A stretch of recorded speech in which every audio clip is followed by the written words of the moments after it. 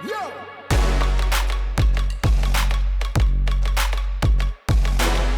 very glad that I'm on the first event of LFL. So I'm excited. I feel good. He's tall. I need to put the pressure. No, I'm good everywhere. I'm like doing grappling, wrestling, something like that. Well, I think he's kind of kickboxer and Brazilian Jiu-Jitsu guy. So I think he's trying to get me to the ground. This sport, I like it because I have every sport fight inside. And yeah, it's gonna be all spectacular, all war.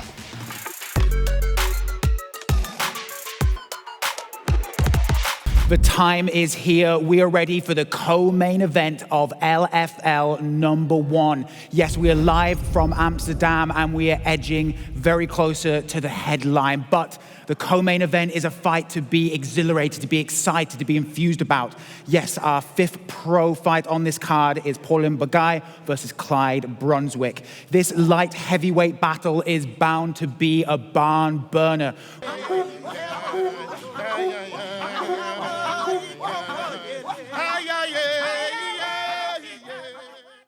Ladies and gentlemen, welcome to the 5th professional bout of this evening's contest. This will be 3 rounds of 5 minutes. This light heavyweight contest will be refereed by Daniel Sharifi. Now, for the opponents, fighting from the red corner, standing at a daunting 194 centimeters and weighing in at 93 kilos, representing France here tonight, Paulin Begai! And his opponent, fighting from the blue corner, standing at a towering 195 centimeters, weighing in at 93 kilos, representing Suriname here tonight, it's Clyde Brunswijk! Light heavyweight contest here in our co-featured bout of the evening. You know the rules. It is Levels Fight League 1. I am John Ramdeen alongside gentlemen Josh Hill and Clyde Brunswijk.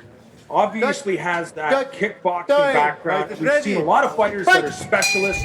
Israel Adesanya, Stephen Wonderboy Thompson, Damian Maya, Khabib. They can all make it work. If you are Begai, how do you disrupt that?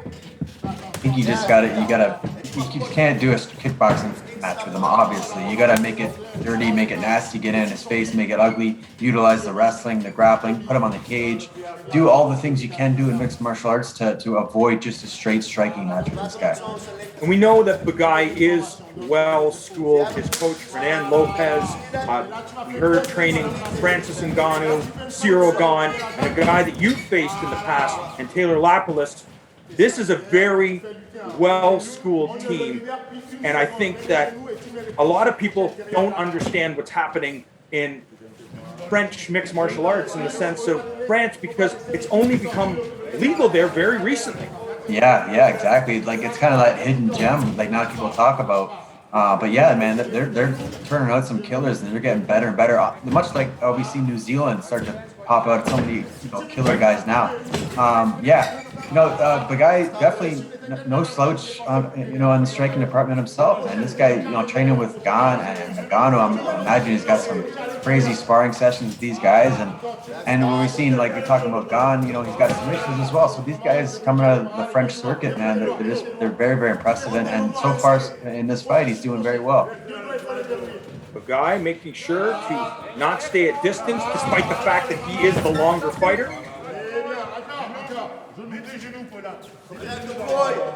Begai trying to damage up the legs of Brunswijk.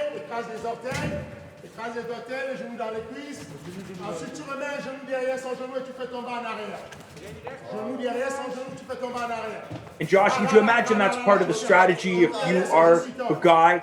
Damage the legs of Brunswijk so he can't get that footing, or he can't utilize that power? I would imagine so. Yeah, absolutely. You know, take away his weapons. His biggest weapons, obviously, his limbs. That's where he's the biggest threat. So let's try and avoid that and take them out of the game early. He's doing a good job here. You know, him being on the ground on top.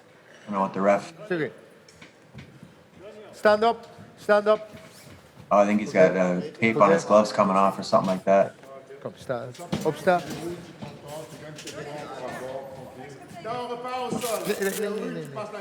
Pause in action here as the referee taking charge. Wardrobe malfunction. I hope for Begai's sake that they start this back where Half guard. on the mat. Yeah, they're gonna do it good. Half guard. Close your leg. Okay. Time. Fight. Action resumes. Halfway through the first round. You see the explosive movement. Stepped over there. It was a nice little bait by the guy there. You know, you feel that Brunswijk was going to step over. You let him posture up and bridge, and then he took the full mount. Now he's barraging him here at full mount. Not good for Brunswijk. He's going to get off his back here. Brunswijk just covering up right now. As Begai controlling from the back position, looking perhaps to flatten out his opponent from Suriname. He's got one hook in. He's going to look to ride with that one hook. Pull him back to his right butt cheek.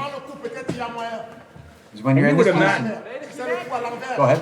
Josh, you would imagine with limbs as long as Begai's that a body triangle would be a great position. Oh yeah, man. Like when I grapple with these tall, longer, lanky guys, when they get that on me, it's an absolute nightmare. You know, you're just all you're doing is defending. He's only got one hook in, but he's got underneath the chin here. He can finish this. That's deep to finish. You see the panic look on the face of Clyde Brunswijk. Is it just a matter of time as Begai squeezing? He's fighting the arms. He's doing the right thing. The guy's got to get that his left hand behind the head of. Amazing stuff. But right back in this full mount position. He's not out of danger yet. Out of one bad situation into another. He's going to give up his back again. But at least it was a better position than he was in just a second ago. Absolutely, yeah. You got to kind of, pick your poison here. But he's threatening that choke again. The guy was looking for a short choke there where you don't have the full-on rear naked choking in. It's more of a wind choke rather than a blood choke. But Brunswijk did a good job of fighting through that and did the right things in defending. Begai does run the risk of burning out his arms. Absolutely. When I've been there before, I had guys in full-on chokes, and I thought I had the fight won, and I'm squeezing, and they somehow just to inch their way out, and then by the time the round's done, my arms feel like I've been carrying cement for hours. So yeah, that's definitely one thing to worry about. Brunswijk just staying calm, staying defensive. Might end up on top here. Be explosive and turn very quickly. He can find himself in a better position. The round has come to an end.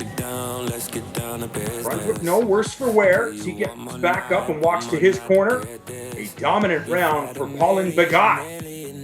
So going back to your corner, your Begai, you know the route to victory here, or the route to easier performance. So I take him back down the mat. You had a lot of success. You got full mount a few times. You took us back and nearly finished the fight. I think that's key. Get some strikes in, close the distance, and look to get this fight back to the mat. And if you're Brunswijk, you survived some bad positions. You should be confident that, your first fight as a pro, you get it over in 21 seconds. Not every fight's going to go like that. You've got to be in bad positions. And now he understands he can fight out of those bad positions. Yeah, he was in real danger. The fight was super close to being over. And he fought through. And now he's back on the feet where he wants it. He gets to start there where he wants it, but he's got to stay up there. And that's going to be the key here. If he can use the range and just, pick him apart on the outside. But easier said than done, especially against a long guy like Begai. Round two about to get underway between Clyde Brunswijk and Paulin Begai of France. John Ramdeen, Josh Hill calling all the action. We're thrilled to have you here in Holland for Level Fight League 1. Our main event still to come. Robert Valentin taking on Joey Birkenbosch. Under this low kick landed by Brunswijk. We got no cross stance. Chopping those lead legs of each other. And you would imagine, Josh, this is part of the strategy if you're Begai, attack from distance. Oh yeah, you know, he's a long guy. You know, usually you want to utilize this and just, you know, outstrike your guys, but you know that the guy you're fighting is such a good kickboxer. You know, it might be better just to utilize your striking to get inside. There it is there. Utilize, you know, set up those strikes to make him think that the strikes are coming, then dip down underneath and get back to the legs and try to bring this fight back to the mat where he had so much success. Guy once again wearing on Brunswijk. Making the South American fighter carry his weight.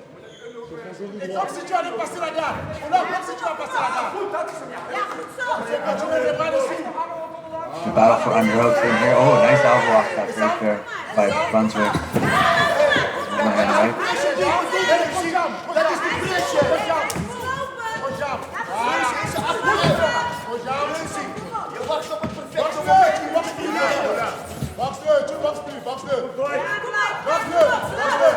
Guy just looking to touch his opponent right now. Nothing with bad intentions. That's the thing too with the difference with kickboxing and MMA. You can sit down on your punches all you want in kickboxing because you don't have the risk of the takedown. But in MMA, it's so different. If you actually go in full on and sit down on every punch, the risk of being taken down is high and it's so much easier. So you kind of got to balance that out, and that's where MMA is so intriguing. He's going for that single leg here, the guy, but Brunswijk has his right underhook. It's going to make it more difficult to finish.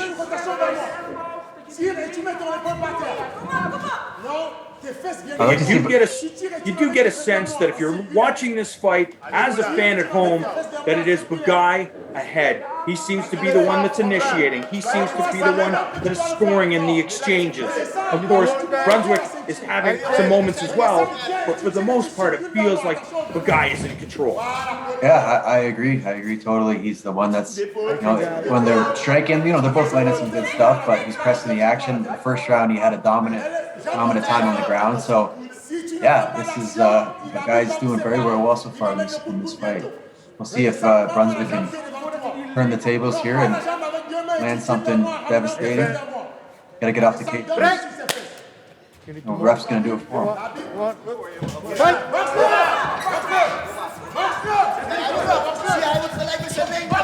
Guys, very relaxed as he eats a big right hand. Maybe a little too relaxed. Ooh, couple hooks there, nearly landing on the mark. But yeah, Begai looks super relaxed in there, very relaxed. Back to this clinch position. And you're right, John. I'm talking about the bird out too, the arms. Also, when you're so close to finishing somebody in your head, you're like, it's here, I'm going to finish it, it's over. And you don't get it, that could be, you know, devastating too to the mind, right? You're so close to victory and then the tables turn. Guy just forcing Brunswijk to work every stage of this contest. A good job there, chucking him over. Now he takes the back and one hook. He's not going to be able to get the other hook here against the cage. He's going to have to create some space. 1 minute left in this round. See what we can do. But sometimes appearances are everything, and Begai is sending a message to the judges that, yeah, maybe I'm not getting the rear naked choke, but I'm controlling this position. I'm trying to improve. I'm the one that's leading the dance right now. Yeah, absolutely. Yeah, it's Brunswijk that's having to defend and get out of situations, and Begai that's initiating them. So, see what Brunswijk can do here. He's going to have to get his back against the cage. He can't let Begai get behind him there. Did a good job. He's got to get his booster back. Begai does a good job of just carrying the weight. Pulls him to the mat. Takes the back with both hooks now. Got 18 seconds. Just flatten him out here and look to rain down punches. He might give up his neck. Round comes to an end. So yeah, he's gonna come out and put it on and try and get this fight finished. So yeah, you got to be cautious of that. But in doing that, also it makes for easier takedowns, right? So there's pros and cons to both. But yeah, definitely got to be weary of the Brunswick coming in hot. Third and final round underway here in our co-featured bout of the inaugural Levels Fight League 1. John Landine, Josh Hill having a great time calling all the action. The guy saying, I'm not giving you a chance here. I'm taking this right back where I know I got the best chance of winning. There's Begai could, like he did in the second round, he could shuck that left arm of Brunswijk over and take the back, but Brunswick now doing a good job of having that heavy overhook.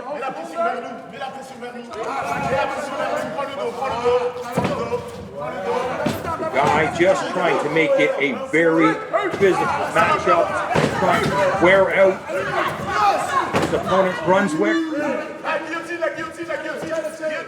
And they're saying guillotine. Calling for it. Begai sitting back. See him squeezing. A couple of deep breaths for Begai. Closing the guard. Hard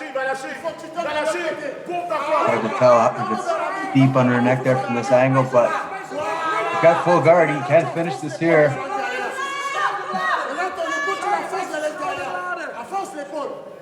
And the guillotine choke. Of course, one of the weapons of choice by one of the greatest of all time, Uriah Faber, something you've seen many times, I'm sure, Josh. Oh yeah, Uriah and all the boys down in LFL are so good at that, man. Brunswick fights out of it, and he's on top here, landing some ground pound. And I guess that's one of the positives that you can take out of this fight. If you are Brunswick, maybe things don't go your way. A lot of fighters can be the hammer. Can you be the nail when you need to be the nail? And we've seen that Brunswick has been able to be the nail. Yeah, I mean, he doesn't give up. No, yeah, I think he could have taken away out of this fight many times, and now he didn't. And now he got 3 minutes left here. He's on top. We'll see what he can do with the time. He's racing against the clock now, but that's his biggest opponent right now. So he needs to make something happen here if he wants to. He's in an excellent position to inflict some serious damage if he can somehow do it from this position. It can be done. It's hard, Begai's got his full guard. He's wrapped up. It's just trying to keep Brunswick close. Begai might be tired, after going for that guillotine and the chokes in the first and second round. Brunswick needs to make space. That's his biggest thing. He needs to make some space and land some damaging shots. Or get back to his feet and step right out of the guard. The guard's open now.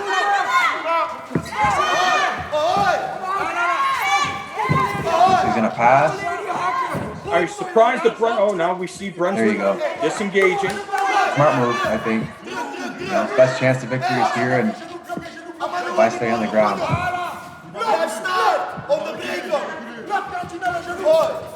2 minutes remaining. Our third and final round. Begai back in a familiar position. Chest to chest. The problem when you come in heavy like that, and obviously these guys have been fighting for almost 15 minutes, they're going to be tired, a little bit sloppier than they were in the earlier rounds. But when you come in and just put all your weight down on that foot, you end up chest to chest like this, and it's better for Begai.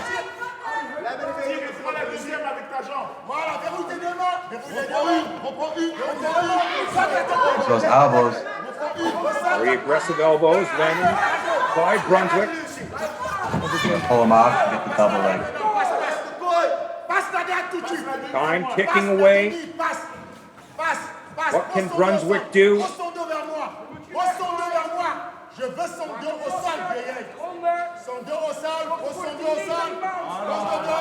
Begai in a good position to earn his first victory as a professional here at Levels Fight League 1.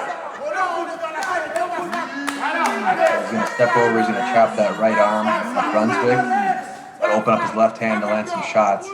Brunswick's got to kind of fish out of water here and just explode whatever energy he has left.